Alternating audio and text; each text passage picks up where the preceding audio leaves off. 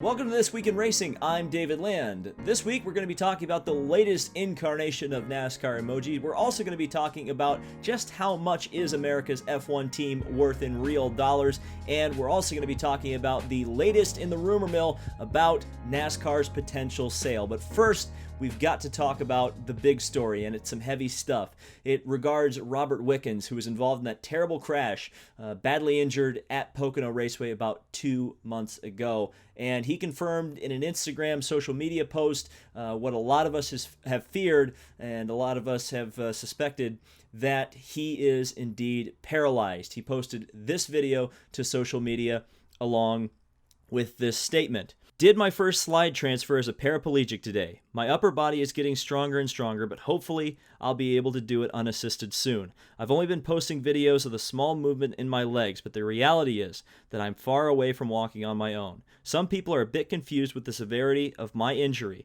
so I wanted to let you know the reality of it. I've never worked harder for anything in my life, and I'm giving it all I've got to spark those nerves in my legs. And the pictures really do tell the story.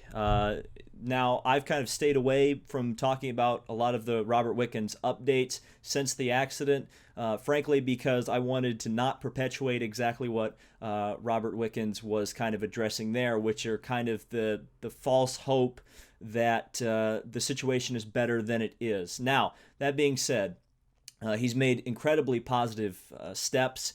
The fact that there's any movement at all, there's any nerve communication there, strikes me as a positive sign, but with his own words there, it's a very long recovery process. There's not a whole lot else I really want to say specifically about the medical recovery process for Robert Wickens. It's not my place to talk about it. I do feel that he's been incredibly generous here with the amount of information that he's shared. Frankly, none of us are owed any of that. I also feel that he's just such an inspirational person. I said on Twitter he's a superhero, and I really do feel that way. The adversity that he's facing is, it really puts things into perspective. I mean, just imagine a lot of the problems that maybe you're faced with today, and then just imagine the fact that, hey, you can at least get out of bed in the morning. And as you see, that's what it takes for a guy like Robert Wickens to get out of bed. Now, another positive in this whole situation, not just Robert Wickens' incredible generosity and his attitude, which I think really are going to inspire a lot of people going forward, but the support system around him.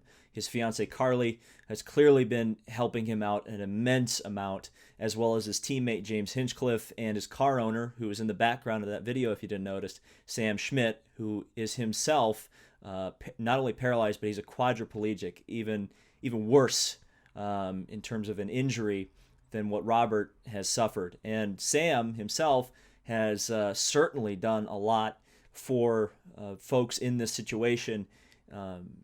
Again, I think I even said this in the Pocono review, if there was any team, if there was any support system, if there was any place that Robert Wickens could be that was best for him in the situation that he's in, it's at Schmidt-Peterson Motorsports. He's got a teammate, James Hinchcliffe, who came back from absolutely grievous injuries a couple of years ago, and he's also got the support of a former driver who was paralyzed in an accident and found a way to live an incredibly rewarding life despite never walking since the accident.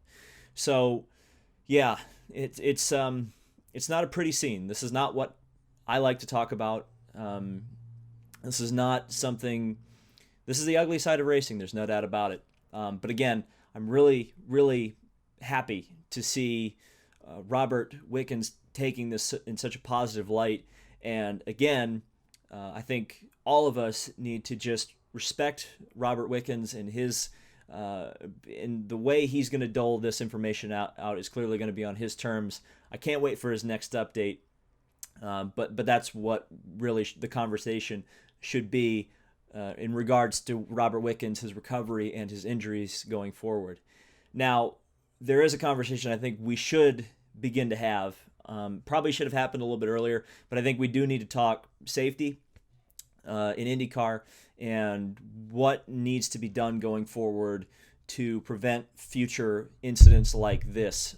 Now, I don't know, again, probably because I'm not well versed enough in chassis construction of a racing car, but is there anything that can be done to prevent a spinal injury of this kind? Certainly, the fact that he merely survived this accident is an incredible testament to the construction of the racing car itself. You only have to look a few years back, 10, 20 years, crashes like that where a car will strike a blunt object, Tony Renna or Jeff Krosnoff, where the chassis gets completely compromised and the driver has no chance.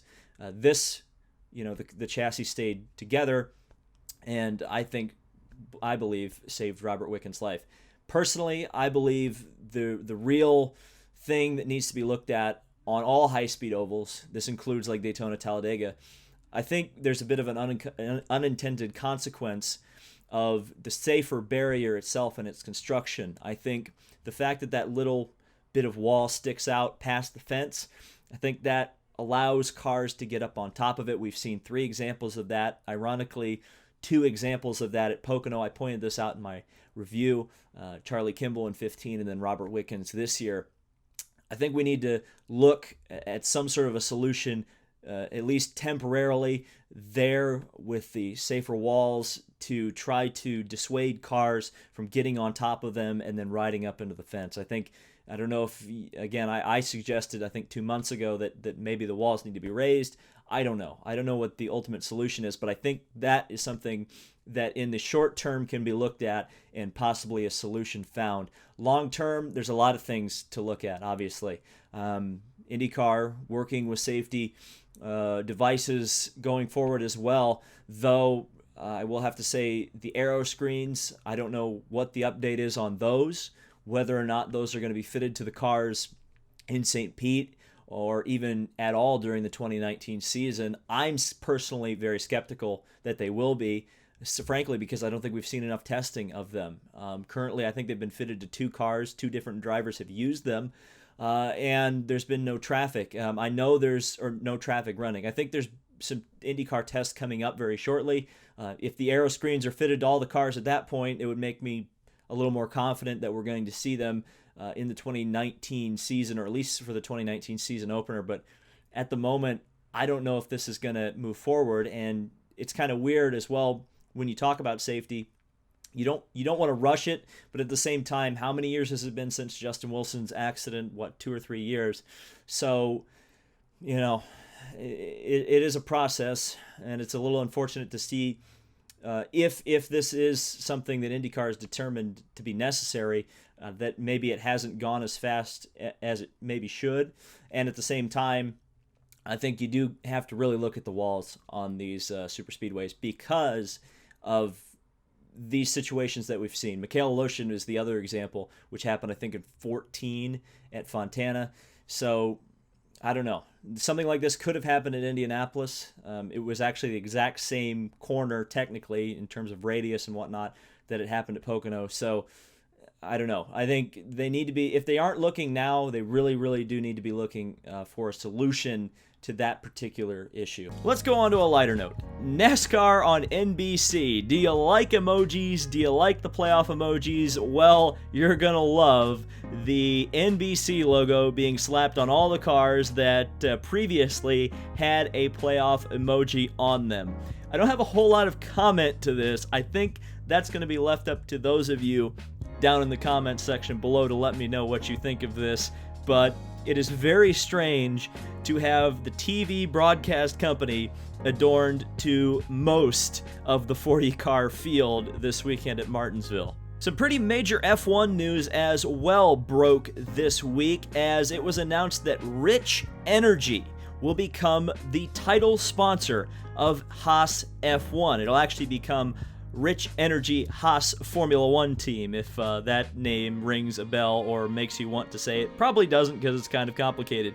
But it's actually the first primary sponsor that Haas F1 will have in its history. It's a British energy drink, And what's interesting is the color scheme is black and gold. What does that remind you of? Well, it reminds me of the John Player Special, which ironically was the last car to carry an American to a Formula One world champion in the form of Mario Andretti for Team Lotus. Now, this is reported to be a $10 million deal, and what's very interesting about all of this is the fact that Rich Energy was originally going to sponsor Williams for the next season. However, Williams wanted $20 million for the sponsorship. Haas came in and said, would you like to sponsor us for half of that? Exact same deal, but half.